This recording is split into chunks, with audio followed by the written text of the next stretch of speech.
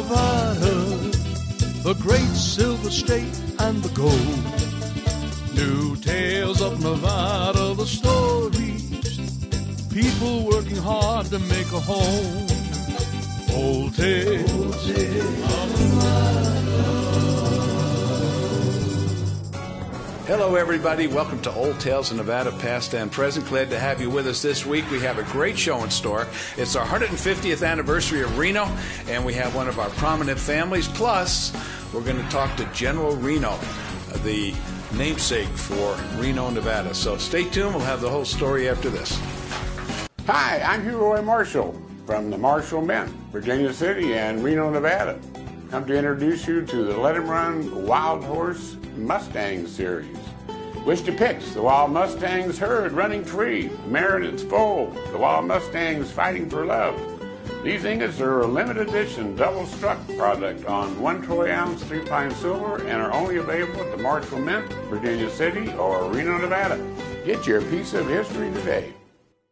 All of us at Shoeman's Custom Cycle are ready to get you and your Harley ready for the road. From oil and tire changes to high-performance engine upgrades and dyno tuning, we at Shoeman's have got you covered with experienced factory-certified mechanics and a full-service machine shop loaded with parts and accessories. Shoeman's Custom Cycle has been serving Northern Nevada since 1988, so ride on down to Shoeman's Custom Cycle at 275 East 4th Street in downtown Reno.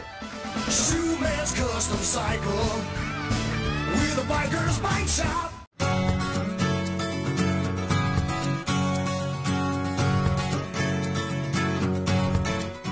Welcome, everybody, to Old Tales of Nevada, past and present. John O'Brien's my name. I'm the host of the show. And next to me, as always, is our executive producer, Hugh Roy Marshall. Hey, Johnny. Good to see you again. Good to be with you. Mm-hmm. And our special guest today, one of our special guests today, Corinne Keck. And she's part of a great family here in Nevada, the Thompson family, and we're very happy to have her here to talk about some of the history of the family and what she's doing to bring us pride here in Nevada on our 150th birthday here in Reno, Nevada. So welcome, Corinne. Yeah, Thank you. And not sitting next to you at the moment, we're also going to be talking to General Jesse Reno. He's going to be here live and in person. So we're going to get his history as well. We talk about him all the time. We never got his history. So we're going to be having him on the show as well. And then sitting next to you today, Corinne, is our mascot, Lady. And you can tell how interested she is in this show. Okay, there she goes. All right. So she looks great. Yeah, she looks great. So this is about our 278th episode of the show. We were reminiscing. It started with radio, and we've been doing all these years now on TV, bringing history to the state of Nevada, bringing it to the public. We get so many people that are from different parts of the country come here to Nevada, and they really don't know about the great heritage and the great history of Nevada. So our show is kind of unique in that we not only do audio, but we do the visual history as well. I think we're unique that way in the state of Nevada. And it's all because of you, Roy, and your vision for this show, and we appreciate your being with us all these years. But we always go to you every time. You tell us why we do the show and what you're up to up there on the Comstock. You betcha. Well, the reason we do the show is to record our outstanding community leaders in the area and for people that have made noteworthy achievement of one kind or another. And there has been many of them that had come up with a new idea or a new way, and that's the present part of the show. But the history of the show is that after the Civil War, the United States was totally broke to France, Germany, and England, and it was the charity of the Comstock miners that kicked out the 7 or 8 million that paid us off so Abraham Lincoln could form the United States of America. Exactly. Out of which Nevada became a state in 1864, carved out of Utah. So that's basically just one of the many things that have happened here that a lot of them don't know about. Right. It's a great history. Our so dollar important. was really invented here, too, and there was no change for gold money that was already in circulation, and the closest silver was Taxco, Mexico. Right. So Comstock silver was very handy, and then became our scientific digital metal over the last probably 25 years. Yeah, we're very fortunate to have the Carson Mint all those years down in Carson, and those particular dollars, those silver dollars, are probably the most valuable silver dollars of all the minting They that really goes are. on. They Yeah, really are. Thousands and thousands of dollars for the right kind of $1 million collections. condition. Yeah. This is what I do, though, is basically to mine gold, silver, and platinum, and then make it into bars. Yeah. So that's wonderful. We have about 4 or 5 different kinds of gold ore, but we mine it by hand and grind it up. Do it the old-fashioned way. By hand, and then we Feel that, Corinne. That thing is weighs like a ton, and it's full of gold and silver, which is fantastic. We found platinum in the area, which is the main thing that has happened to us lately. Yeah, that's the new discovery. Yeah, a new discovery. That's wonderful. Yeah. We were up there the other day, and I've seen the maps and everything, but we had the opportunity the other day to go up there with a drone, and do some drone photography, and we're going to show this on our show once we get it all edited and everything. But it's really wonderful to be able to take that drone and fly through those basins where you are finding all of this platinum and gold, and just see the history of what went on back there. It's like old mining portals and tailings and cemeteries all back there. You can't even see it off the road. You have to have a drone. There was always good water, though, in that whole area. Was there? And that brought about a butcher shop and a few other people, had stores there. Yeah, absolutely. So anyway, Corinne, we wanted to have you on the show because we are at our 150th birthday here in Reno, Nevada. May 9th is actually exciting. The date, the anniversary, 150 years, 1868, May 9th was when we officially became a city. And what we always talk about on the show is the great families that we have here in Reno. Every year, it seems like all the time we hear about families in Reno that are doing great things, and your family goes way back. You told me off air that it's 5 generations. My grandchildren are 5-generation Renoites. Wow, even more Nevada. That's very unusual. Right. Very unusual. Yeah, and they're more like 6th or 7th generation Nevadans. Together as a family. That's unbelievable. And your family has been very influential and productive ever since the beginning. You never sat still and let or anybody do anything for you. You did it all yourself. Pretty diversified too. Yeah, great entrepreneurs in many ways, right? So tell us a little bit about the family and some of the different endeavors that you got into over the years. Well, I think the greatest thing is we've been able to enjoy all the outdoor activities as a family. Yeah. My father was a ski rider and was able to take us skiing in just so many different areas. And he's known as Snowshoe. Snowshoe. That's What's his real name? His name is Don. Don Sheldon. So the S is now is official, but he's very interested in the snowshoe history and has had the opportunity to be on the show and talk about it a little bit. Right, we had him bring the skis and all that kind of thing. And he's quite a character. Yeah. He really is. He's done days where he's skied 18 ski areas and golfed 34 golf courses or something. Really? Crazy thing like that. And so really profiling all that we have to offer in this area for recreation and for families. That's what brings people to Reno and northern Nevada. Yeah. And then also we had a family restaurant. What was that? It was kind of inadvertently a family restaurant. It was a restaurant training ground initially for the Reno Business College. Oh, okay. But we ended up running it as a family. It was called the Holcomb House. And it's still there. It's still there. It became Bailiwicks for about 10 years. And then they built a new building. We got it back, and it became Snowshoes. And then Trent and David walked in and bought it, and now it's Silver Peak. And I was in Silver Peak. And now is that a brewery as well? It's a brewery. Oh, okay. Yeah. It's a restaurant that brews beer is the way they like to. Yeah. Now that house has been there forever, right? The Holcomb House, Ranch? yeah. Or Holcomb House, I think it was a ranch house for the Holcomb Ranch. No kidding. We thought it was 1902, but Trent Schmidt from Silver Peak has traced it back further. No kidding. Into I wonder the what late kind of ranch 1800s. it was. Was it a cattle ranch? I would imagine. Yeah. Because they grew a lot of alfalfa and different things from there kind of up towards the university, we found out. So they probably had cattle, alfalfa, kind of goes together, right? Yeah. We'd have to have my dad back on to talk about that, because that's a really, the inner city was ranches. Yeah. And then when I was going to school, Meadowood Mall was out in the boonies. Well, people don't realize that the Truckee Meadows was very agricultural. And why?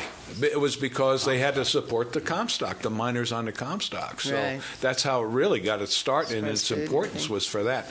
So anyway, the Thompson family have been entrepreneurs. Now, it wasn't just a restaurant. Your dad also did other things, right? He started some other businesses. Well, he had an advertising agency, and he worked in television initially. Oh, he did? Very close friends with Lee Hirschland and Bob Carroll and Channel Glenn 2? Dunn, and well, I was back at Colo at the time, and then opened Academy Advertising. Oh, okay. And then at the same time, his partner in that business had the Reno Business College. Okay. And so that became part of his legacy, really. Yeah, eventually, Morrison College Morrison College was the where did they locate that? Eventually it was down south, wasn't it? Well, we started on California Street. Oh, in a house down there. And then we were on Wells Avenue for quite a while, right near where Holcomb House is, or Silver Peak now. Yeah. And then Mary Morrison was his director. And she purchased the school from him, and that's how it transitioned to Morrison. And they were over on Washington Street for a very long time. And then the last location was out there on Professional Circle off Double R.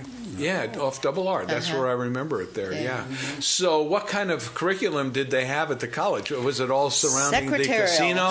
Secretarial or restaurant management, I guess? My dad was really, really perceptive. He noticed that there were a lot of women coming to Reno for divorces. And they were left with children, no job.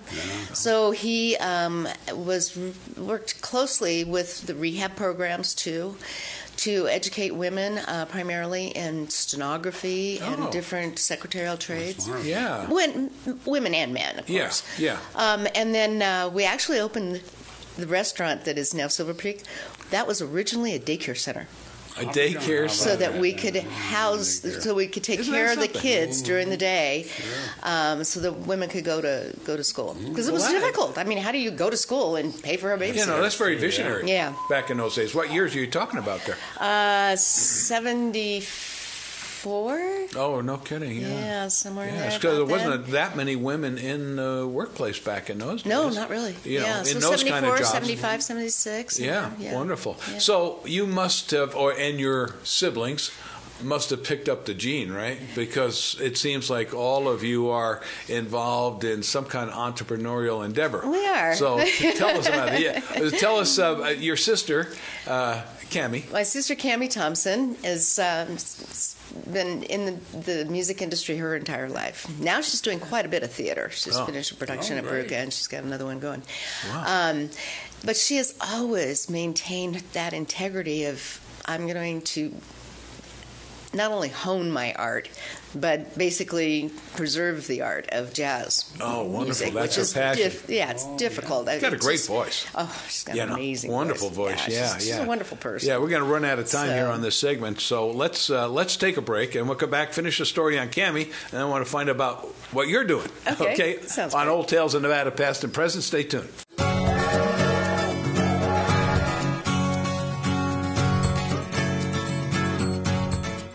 Buy Nevada First Gift Shop and Visitor Center at the Reno Town Mall is the place to buy local Nevada-owned products. There is over 4,000 square feet of unique items to choose from. Art, jewelry, books, music, inventions, clothing, candy, pottery, toys, even Nevada-made wine and more. Why, you can even purchase a gift basket full of Nevada-owned products. Buy Nevada First Gift Shop, located at the Reno Town Mall, 4001 Virginia Street in Reno. Buy local first. Hi, I'm Paula. And I'm Dan. We're the producers of the Tanner's Marketplace Antiques and Craft Shows at the Livestock Event Center on Wells Avenue. I'd also like to tell you about our everyday location. We're at Somewhere in Time on South Virginia Street. We're Antique Antiques, booth number 46. You'll find paintings by Nevada artists, collectible glass, vintage jewelry, Native American jewelry and baskets, antiques and unusual to unique items. Find it all at Antique Antiques inside Somewhere in Time at 1313 South Virginia Street. Come see us. Somewhere in Time is a place to find what will be treasured for all time. A store full of the unexpected. High-end die-cast models, vintage and antique furniture, Fenton glassware, kerosene lamps, toy trains, vintage neon, a new home decor selection, brothel and casino memorabilia, jewelry creations, and cameras in large collections throughout the store. Bring the family and find the unexpected that will be treasured for all time at Somewhere in Time on Virginia Street in Reno. Spring arrives at Boutique Elegante. The fabulous colors of spring, all in denim fabrics, but with accents on color, color, color. Of course, sweaters are a must. The newest color block in soft weaves. Influenced by the rainbow, beautiful little dresses, gaucho sets, the blending of fabrics to create caprice sets. Exquisite fashions for your tropical holiday, a special dinner, or the opera. You'll find all of this and so much more at Boutique Elegante.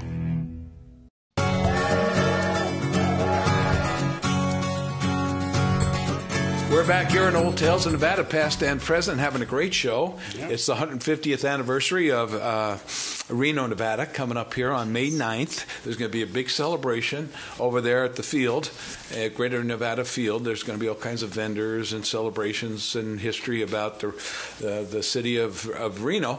And we thought it would be good to have a family that's accomplished a lot right here in Northern Nevada, especially in Reno. And who better than the Thompson family? And we have Corinne Keck with us, and Corinne is part of the Thompson family, and her dad was very, very much an entrepreneur in different ways, business, college, restaurant, ski rider, involved in a lot of different things. So you picked up those genes, and so did your other sisters, evidently, right? Cammie, we were talking about, a jazz singer, very accomplished, by the way, right? She's really good. Not only for the Northern Nevada area, but she took it outside of Reno. Yeah, she actually resides in San Francisco. She and her husband live there. He's okay. a chef, an executive chef for Facebook. Oh, okay, wonderful. So she splits her time between San Francisco and Reno, and she does quite a bit of voice lessons here too. She has a big. Is she doing any professional engagements? She's doing more theater right now. Oh, theater, okay. Theater right now. Yeah. And she's in rehearsal right now, and I unfortunately couldn't tell you what it is. She just finished a play at Bruca, a couple of plays at Bruca. Oh, Bruca, which is the downtown theater. Yeah, and she just does an amazing job. Yeah, we have a lot of theaters in Reno. We're lucky. Yeah, we are. We're really lucky. I mean, for a small city, we actually do pretty well. Yeah, we have a great... I guess that comes from the entertainment history that we've had over the years. We still have that creative juice that needs to be expressed, and we do it with these little theaters. So that's really great. Well, I'm glad your sister's doing well there in San Francisco. Then you have Randy. Right. Now, what is she up to? Randy, she's also an entrepreneur, of course. Yeah, of course. What else? Very much so. She's a government political consultant, extremely astute with the current what's going on in not only Reno but the world. And right now she's working on several projects. They've been working on getting DeAndrea up and running again with a 9-hole golf course and an event center. Well, that would be great. And also... our town is in the process of selling the Lair Theater, and she and her boyfriend Steve are in the running to possibly be able to purchase that, and then of course the funding will be necessary to renovate it. Yeah, now that's that used to be a church, right? It was. It was a church. And then tell us where it's at. It's over on Riverside, right by Wingfield Park. Yeah, right by the river. Right by the river. Big white building. Beautiful building. But it has not been used for a long time and needs a lot of renovations. So whoever does win this bid from our town for $1 will have to put in millions of dollars to renovate it. Yeah. Because somebody did have it, right? I mean, it was sold to some organization, and I guess it was a theater group, and they were going to rehab it and then use it as a theater, but it never happened, right? I think that probably is the case. I'm not sure exactly what's going on, but I know Art Town is the one who currently is responsible for it. So responsible for it, yeah. So it's had the fence around it for years. It'd be it'll great. be nice. It'll be nice to have that as a Absolutely. Yeah, and of course, Randy got her start with Laxalt, Senator Laxalt.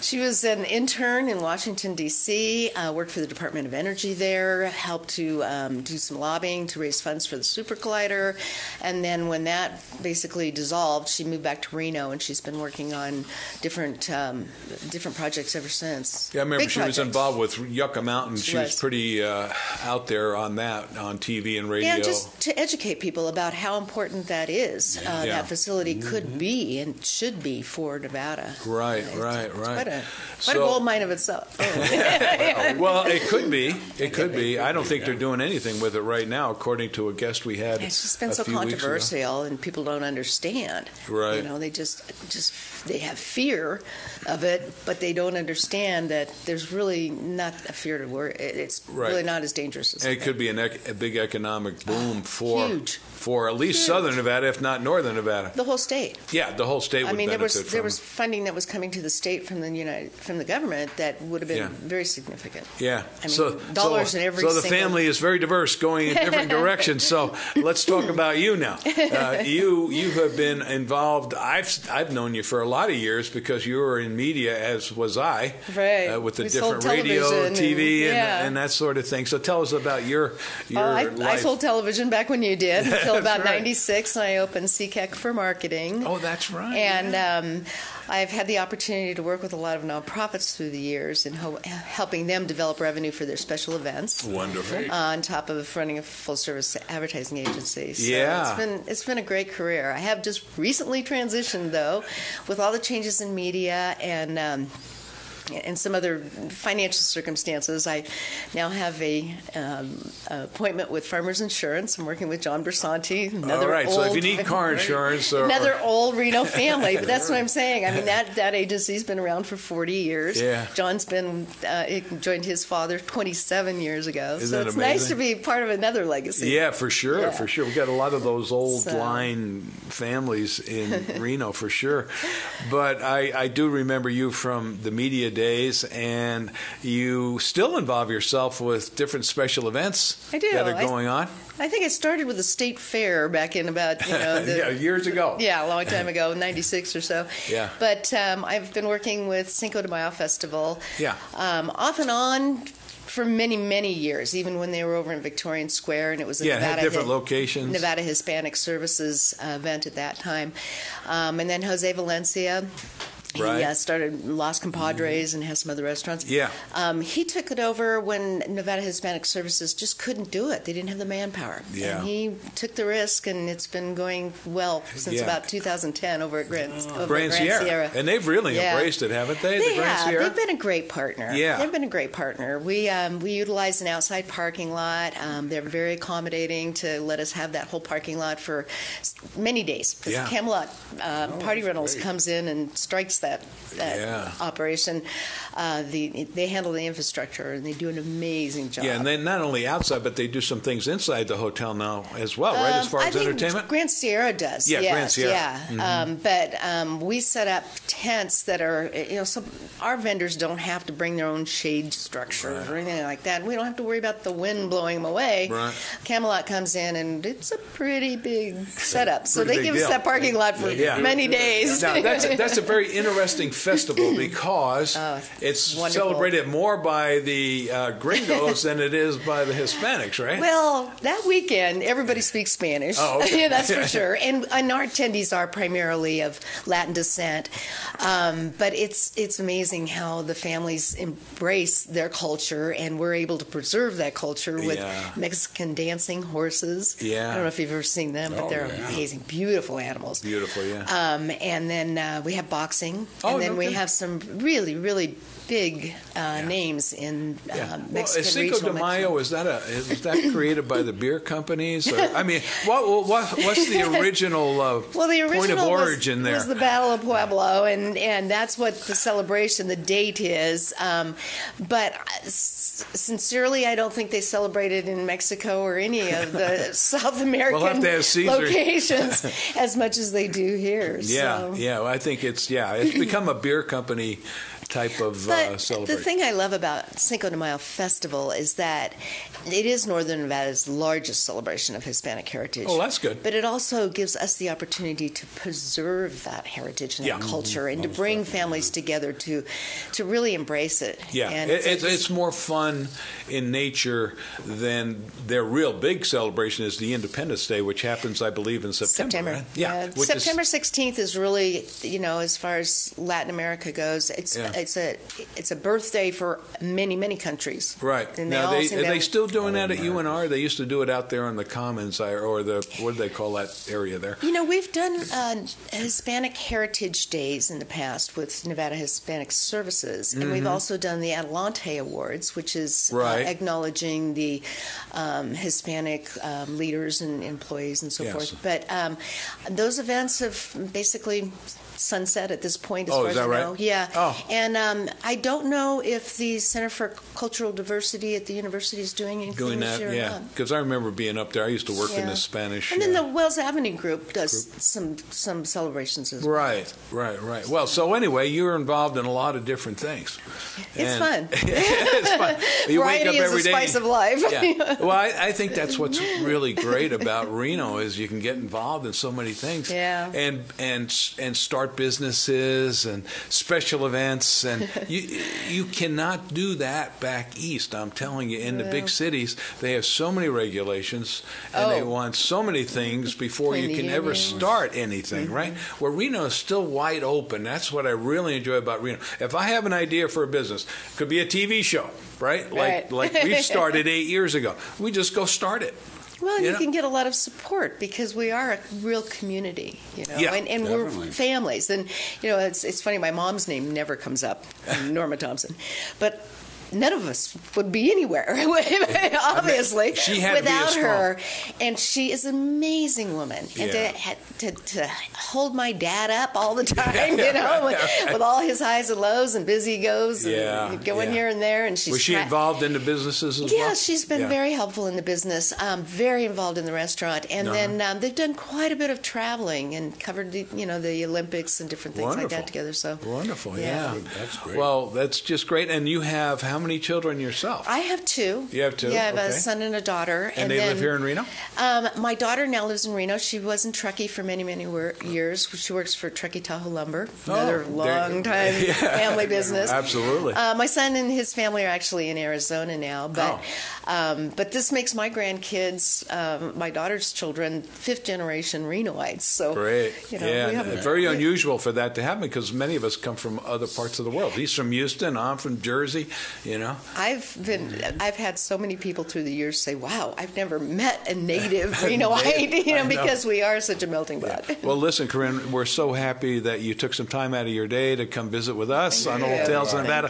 Past and present, you're one of the families and individuals that we'd like to focus on because you bring us pride to have you here living in Nevada and contributing to the community like you do. So anytime you want to come back and tell us what else you're doing as the things come upon you. Well, especially if something happens with Lear Theater, we'll have to I'd love to know about that one. All right, so we'll look forward to that. But I appreciate what you do. Thanks for having me join you today. All right, so we'll be back with more Old Tales of Nevada right after this.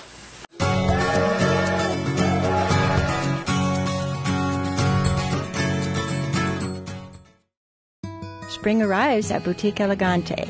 The fabulous colors of spring, all in denim fabrics, but with accents on color, color, color. Of course, sweaters are a must. The newest color block in soft weaves. Influenced by the rainbow, beautiful little dresses, gaucho sets, the blending of fabrics to create caprice sets. Exquisite fashions for your tropical holiday, a special dinner, or the opera. You'll find all of this and so much more at Boutique Elegante. Hi, I'm Chris from Past Time at Somewhere in Time. Are you looking for that one-of-a-kind gift that you can't find in the big department store? I have something for all occasions. Got stuff? Need to know whether or not it has value or how to sell it? We can help with that too. Come and see me Tuesday or Wednesday at Past Time in Somewhere in Time at 1313 South Virginia Street in Reno. Just ask for Chris. Deluxe Travel, locally owned and operating since 1991, is the home for travel to Mexico and Central and South America. The crew at Deluxe Travel is bilingual, trustworthy, thorough, and caring. They will do everything possible to make your dream vacation the best it can be. Now is the time to book for winter travel, so stop by the office at 100 California Avenue or call 686-7000. You can also check us out on our website at deluxetravelLTD.com. At Deluxe Travel, we sell dreams. Come in and plan yours. Hi, I'm Paula. And I'm Dan. We're the producers of the Tanner's Marketplace Antiques and Craft Shows at the Livestock Event Center on Wells Avenue. I'd also like to tell you about our everyday location. We're at Somewhere in Time on South Virginia Street. We're Antique Antiques, booth number 46. You'll find paintings by Nevada artists, collectible glass, vintage jewelry, Native American jewelry and baskets, antiques and unusual to unique items. Find it all at Antique Antiques inside Somewhere in Time at 1313 South Virginia Street. Come see us. Hi, I'm Hugh Roy Marshall from the Marshall Mint, Virginia City and Reno, Nevada. I'm to introduce you to the Let 'em Run Wild Horse Mustang series. Which depicts the Wild Mustangs herd running free, mare and its foal, the Wild Mustangs fighting for love. These ingots are a limited edition double-struck product on 1 troy ounce 3-pine silver and are only available at the Marshall Mint, Virginia City, or Reno, Nevada. Get your piece of history today.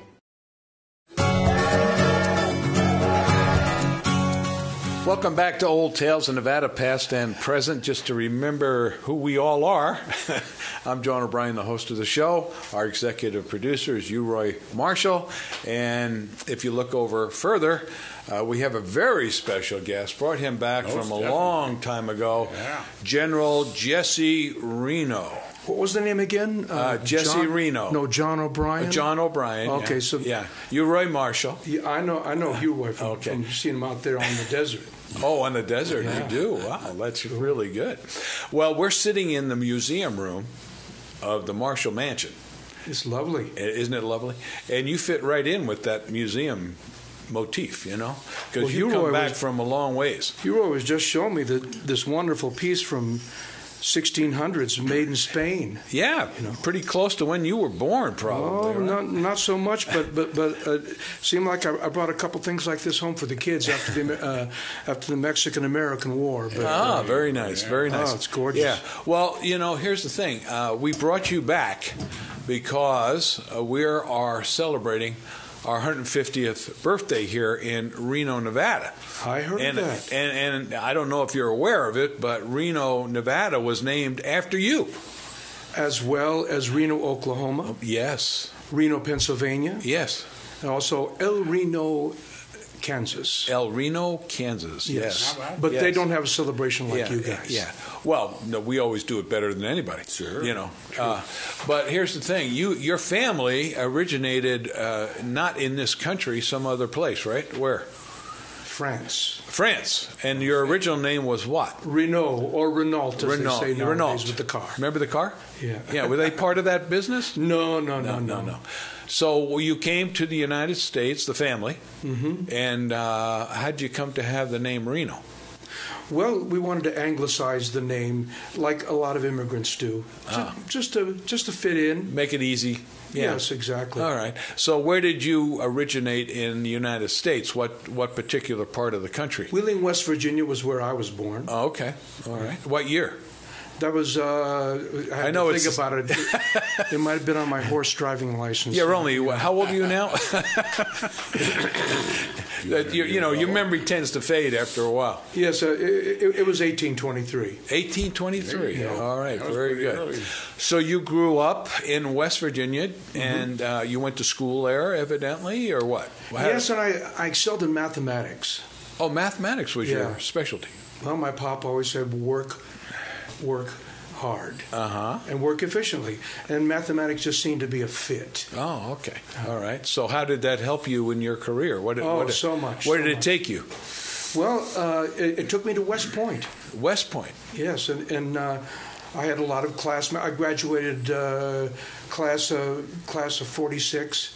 1846. Yeah, 1846. 1846. I was 8th in my class, which is not too bad. No, that's actually very good. That was very good, yes. Yeah. Some of my fellows in there was later General McClellan. Oh. And also General Pickett. Wow, you were with some good company. Yeah, Well, one or two of them went to the other side. My other associate, Stonewall Jackson, we actually fought against each other at the Second Battle of Bull Run. Yeah. Well, you had quite the career as far as being involved in different wars. Yes. Tell us about some of your exploits and successes as a warrior. Well, as anybody, especially out there in the audience, might remember, in the military, you advance quicker with skills, and if there's a conflict. Well, and there's always a lot of openings, it seems, you know. Well, to a certain degree, but also when you're under the fog of battle, you know, that's when your true merit, when your ability to roll with the punches comes or about. duck. Yes. That's a big attribute when you're a soldier, I think, you know, being able to duck at the right time. The Mexican-American War, it was pretty hard to duck. Was it really? Yeah, because we were actually outnumbered. Oh yeah. Yeah. It was pretty nasty, that war. It was definitely. Was that as bad as the Civil War? Close to it. Which one came first? The Mexican-American. Oh, that was the first one. Okay, so that was like a prelim Yeah. to the Civil War, huh? Yes. You earned your stripes, you might say. And it was funny because actually General Lee was commanding that operation at Chapultepec. Yeah. Yes. And Grant was down there as well. He was, but he was the lowly captain. Yeah, yeah. And well, as evident by the way things wax and wane, I received 2 different promotions. You did? Yes, for gallant and meritorious behavior on the battlefield. Wonderful. And Grant achieved a certain amount of notoriety himself, but he ended up going back to his general store business. Yes, he had enough of war. He was completely frustrated. Yeah, it was not a fun time down there in New Mexico. We had him on the show. We had to find whiskey. Yeah, that's right. Remember, we had General Grant on the show. He came back for a special appearance. I'm sorry I missed him. Yeah, well, you're only about 2 years too late. It was about 2 years ago. But so I heard you were the soldier. Is that correct? Soldier. Why would you earn that kind of a title? I was led from the front. I was always right there with the boys. Taking care of my boys. Yeah. And you hear that from an awful lot of different generals, especially during the Civil War, the war between the states, the South called it. Okay. Yeah. Okay. And I never wore a sword. Now, most everybody took that to mean that I was a retiring general that didn't want. But after all, if you have a sharpshooter out there and he sees a shiny sword at your side, he's going to be aiming at you. Yeah. Yes. So there's a little bit of wisdom there. Yes. Yeah. Now, as a mathematician, as you claim to be, that's your specialty. Did that help you? I can show you my degree at West Point. Oh, wonderful. And I also taught at West Point mathematics. Oh, wonderful. Now, did that help you in your war efforts somehow? Oh, well, number one, if you're commanding a battery of cannon, you want to hit the target. Right. And right. And the general is going to be very, very happy that you're hitting the target to soften up the attack. Yeah, that would be a good thing. As opposed to shooting over the heads of the opponents. Yeah, right. So, therefore, there were many calculations, correct? Oh, many. Yeah, Sure. mathematics. So. Arc, angle, we had a certain degree of reliability with our powder. We knew that a certain amount of powder would shoot to a certain degree. You knew that? Yes, at a certain angle. Okay. Matter of fact, I created a course at West Point revolving all around that, which is still in use today. No kidding. How about that? Wow. So that's. I've got a question for you. Yes. As far as for Frenchmen that were in the war effort, did they predominate, or was it mostly Americans? In the Mexican-American War? Yeah. Oh, You it was. guys were fighting for the Mexicans, right? No, it was against the Mexicans. Against the Mexicans. Yeah. It was kind of an overflow of the Texas independence movement, right? War for independence. Sure. The Mexican government still regarded Texas as a part of Mexico, even though. So we had to go and kick their butt in order to, Yeah, you were fighting Santa Anna, weren't you? Well, we basically won that one, and then that became Arizona and New Mexico. That was the result of it. Sure. But a lot of people died in that war, though. That was a very bloody war. Oh, it was. Yeah. So you fought the Mexican-American War, the Civil War. Was there any wars after that, or did you retire? Well, see, that's the irony of being in the military. Was Grant decided to go back to his general store, which I don't blame him a bit. I had mathematics to rely on, and I was offered the position at West Point to teach. Okay. And that's where I established the course and everything. And along the way, I wasn't advanced very quickly at all, which happens in peacetime over and over again in the military. Right. But I was offered a surveying post from the Big Sioux River to Mendota, Minnesota. Surveying a road. So you were out west then? Well, out west was Minnesota. At that particular time. Yeah. Sure. So now, if I read history, you were killed somewhere along the way. Do you realize that? Well, do you remember that incident at all? Are we following a solid line up to the Civil War? Yeah. Or are we jumping ahead? Well, I don't know. It's up to you. Let me regard that in just somewhere along the way. I read you were shot. Yes. Yes. By accident, actually. Yes, accident. Okay, but I'll let you tell me. Quite a few generals. Stonewall Jackson was killed in that same way. Oh, I see. Mistaken. See, once again, with our ordnance, whether it's cannon and rifle, we weren't using smokeless powder. So it was when they say the fog of battle, that came from that particular period. I see. So, but am I jumping ahead a little too far there? Just a little bit. Okay. Well, tell me. You lead me up to the. Let me stand on my own fence and crow a little bit. Okay. Very good. Okay. Go right ahead. Yes. So what happened was I was teaching in the school, and along the way I also caught the attention of General Burnside. Okay. And Burnside had me create a volunteer brigade in '61. We knew the war was coming. Most of the politicians, a lot of people were surprised. Most of us in the military were not, because we had been in contact with people from the South. Okay. At West Point. Sure. It was a dramatic day, the day that we all came to attention, and some of our fellows left the line to go home to their state. That was a very dramatic moment. Yeah, it had to be hurtful. Yes, the old thing about brother against brother. Well, the only thing more that could establish a brotherhood among men is when they fight with each other for each other. I see. Yeah. I see. Yeah. And Burnside, he promoted me very quickly to my own division, which eventually I commanded the 11th Corps. Where was that located? Where did you do your fighting? That would have been in Maryland, which leads us up to our position. Okay, so let's take a break, come back, and we'll get the rest of the story on Old Tales of Nevada, past and present.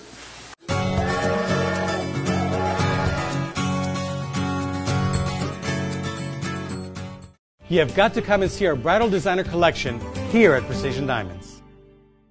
We bought our building, lower the overhead. That means everyday low prices to you. Buy Nevada First Gift Shop and Visitor Center at the Reno Town Mall is the place to buy local Nevada-owned products. There is over 4,000 square feet of unique items to choose from. Art, jewelry, books, music, inventions, clothing, candy, pottery, toys, even Nevada-made wine and more. Why, you can even purchase a gift basket full of Nevada-owned products. Buy Nevada First Gift Shop, located at the Reno Town Mall, 4001 Virginia Street in Reno. Buy local first. Somewhere in Time is a place to find what will be treasured for all time. A store full of the unexpected, high-end die-cast models, vintage and antique furniture, Fenton glassware, kerosene lamps, toy trains, vintage neon, a new home decor selection, brothel and casino memorabilia, jewelry creations, and cameras in large collections throughout the store. Bring the family and find the unexpected that will be treasured for all time at Somewhere in Time on Virginia Street in Reno. All of us at Shoeman's Custom Cycle are ready to get you and your Harley ready for the road. From oil and tire changes to high-performance engine upgrades and dyno tuning, we at Shoeman's have got you covered with experienced factory-certified mechanics and a full-service machine shop loaded with parts and accessories. Shoeman's Custom Cycle has been serving Northern Nevada since 1988. So ride on down to Shoeman's Custom Cycle at 275 East 4th Street in downtown Reno. Shoeman's Custom Cycle with a biker's bike shop. Deluxe Travel, locally owned and operating since 1991, is the home for travel to Mexico and Central and South America. The crew at Deluxe Travel is bilingual, trustworthy, thorough, and caring. They will do everything possible to make your dream vacation the best it can be. Now is the time to book for winter travel, so stop by the office at 100 California Avenue or call 686-7000. You can also check us out on our website at deluxetravelLTD.com. At Deluxe Travel, we sell dreams. Come in and plan yours. You have got to come and see our bridal designer collection here at Precision Diamonds. We bought our building, lower the overhead. That means everyday low prices to you. Hi, I'm Paula. And I'm Dan. We're the producers of the Tanner's Marketplace Antiques and Craft Shows at the Livestock Event Center on Wells Avenue. I'd also like to tell you about our everyday location. We're at Somewhere in Time on South Virginia Street. We're Antique Antiques, booth number 46. You'll find paintings by Nevada artists, collectible glass, vintage jewelry, Native American jewelry and baskets, antiques and unusual to unique items. Find it all at Antique Antiques inside Somewhere in Time at 1313 South Virginia Street. Come see us. You have got to come and see our bridal designer collection here at Precision Diamonds. We bought our building, lower the overhead. That means everyday low prices to you. You have got to come and see our bridal designer collection here at Precision Diamonds. Spring arrives at Boutique Elegante. The fabulous colors of spring, all in denim fabrics, but with accents on color, color, color. Of course, sweaters are a must. The newest color block and soft weaves. Influenced by the rainbow, beautiful little dresses, gaucho sets, the blending of fabrics to create caprice sets. Exquisite fashions for your tropical holiday, a special dinner, or the opera. You'll find all of this and so much more at Boutique Elegante.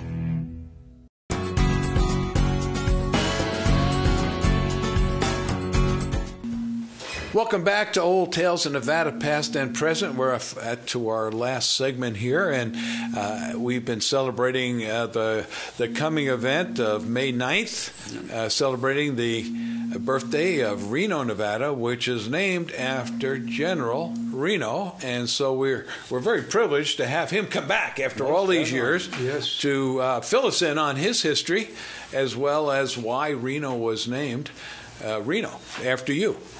So this has been a wonderful experience for all of us, you know, almost out of the box, supernatural in a way, you know. Oh, sure. Yeah.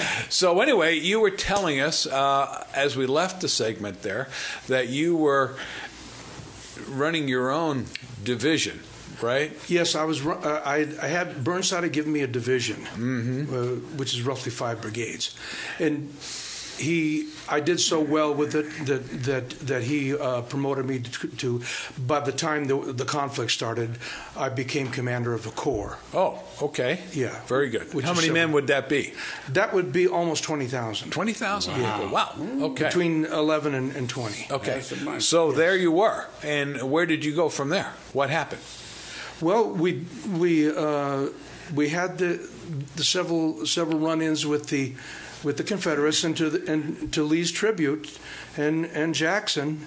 The rest of them, they basically pushed us around for quite a while. Yeah.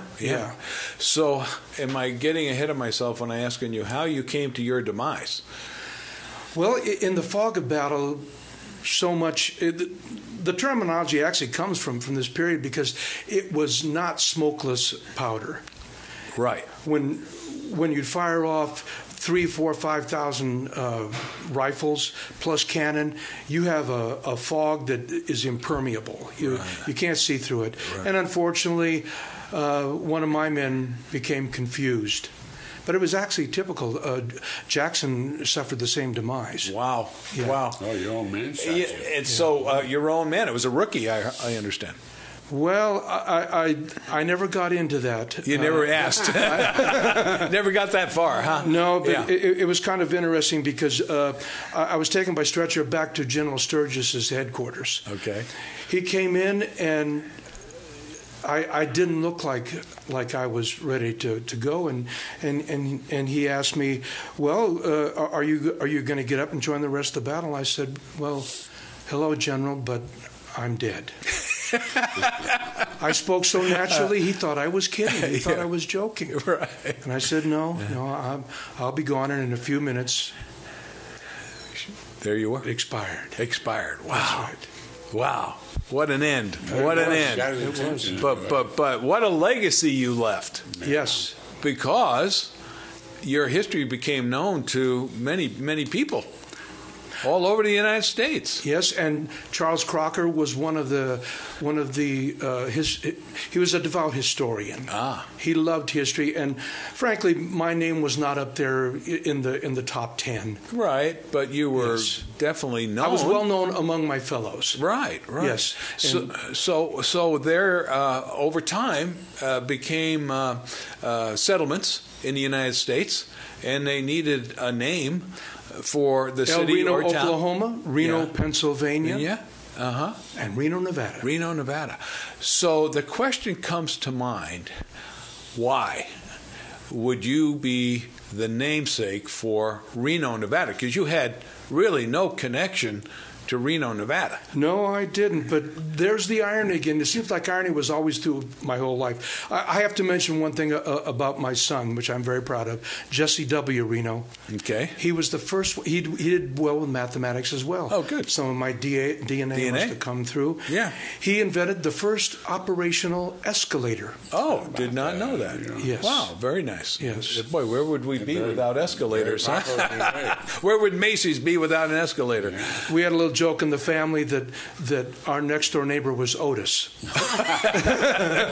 I love it.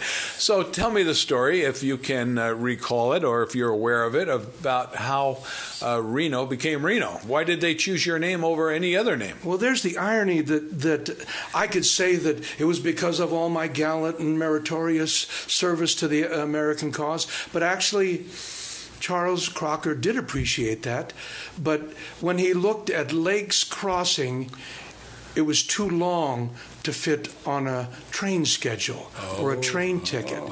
And so and by this time he had invested quite extensively in Reno properties, and he bought it from Myron. But Myron actually gave him a bunch of property just to induce him. I.e., our example today at Tesla. Give him a road, give him some property, give him some tax benefits. It's an old Nevada tradition. Sure, come on out and join the party. Sure. So. That fit better on the ticket. Yes, because Crocker was the railroad man. He was the superintendent of the CPR. Right, Central Pacific Railroad. Which also became Crocker Bank. Crocker Bank in San Francisco. Yes. Right. And Crocker was the one that went to Promontory Point or Summit for the Golden Spike. Right, and i.e. our train car, Stanford's train car down there. Yes, that was the one that carried that Golden Spike. Yes, in fact, look forward to a great show on Old Tales of Nevada coming up on the history of that car. I heard that conductor was very knowledgeable. Yes, he was, and he could sing too. Oh, by the way, did I ever say you have a resemblance to somebody we know on the show? Larry Elliott. Are you aware of that? Have. Yeah. Okay. Yes. You know, doesn't he look like? So. Yeah, he got a little resemblance there, a little twinkle in the eye, but no blood relative there, huh? No, just coincidence. Okay, good. So, rather than some big formal, study or commission to find a name, it was that simple. Simple. Isn't that amazing? Just simple. But I have to say that Reno is a better name. It's short. It's short, sweet. Yeah. And look what's been attached to the name Reno all these years. It's become a very famous name. We're probably the most famous Reno location in the United States, don't you think? Well, I had heard in later years, like in the 30s, it became the divorce capital. It did. Of the whole place. And Lake was actually the first prominent couple that ever got a divorce in Reno. That's right. Poor son of a gun. Poor old And Myron like always, worked so hard. Like the wife got all the property. The Lake Mansion is where she lived, not him. That's right. We did a show over there, and we heard all about that. Yeah. So were you married, by the way? Yes, I was to my dear wife, Mary. Mary. Did you have children? Oh, you did? Yeah, five kids, and old Jesse W. was the most prominent. Yeah. But you know how it is, John. You love all your children. Absolutely. Yes. Well, I like 2 out of 3. So, but anyway. After my own heart. Yes. Yeah. So, what are you going to do with the rest of your stay? Are you going to attend our great festival here on May 9th over at Greater Nevada Field to show yourself to those who may not know the history of Reno? I'd love to. Well, we want to make that official invitation to you. Are you going to be there as well? Well, we'd like to be. I don't know. Do we have a ticket to attend, or is it free? I think it's free. I think it's free, and I think you ought to invite yourself. Yeah, and get you, Roy, over there. And yes. Yeah, because we've done a lot.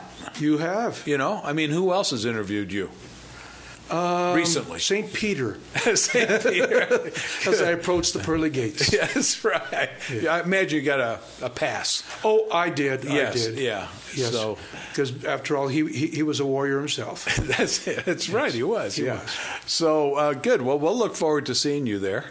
And you say you're a specialist in mathematics, but I also understand that you have some musical talents as well.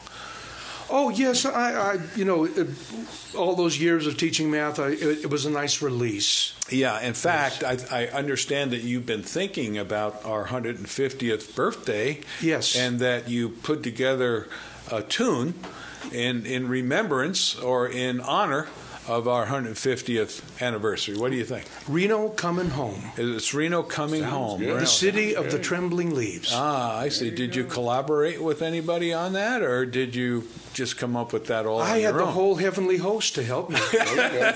You have myriads and myriads of angels. I did. With harps, I suppose. All those harps, did you have a lot of harps? Yeah. Yes, a lot of singers. All right. Well, imagine you tested it out, and it must be quite good.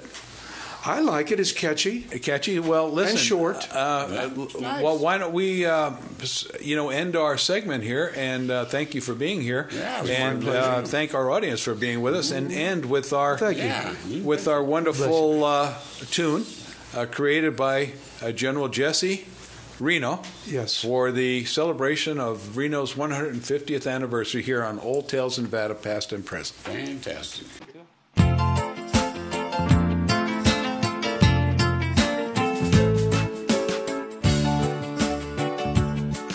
Met a lady at the desert crossroad, married by the old Truckee. Made a home in the railroad valley, Reno city of the trembling leaves. In the shadow of a Mount Rose mountain, happy days and a family. Dear friends in the Washoe Valley, Reno city of the trembling leaves. Sunrise, sunshine, breeze in the trees, our home in the railroad valley, Reno city of the trembling leaves. Sunrise, sunshine, wind and the river flow. Seems I'm always leaving, Reno coming home. Reno coming home. Reno coming home. Reno coming home. Reno coming home.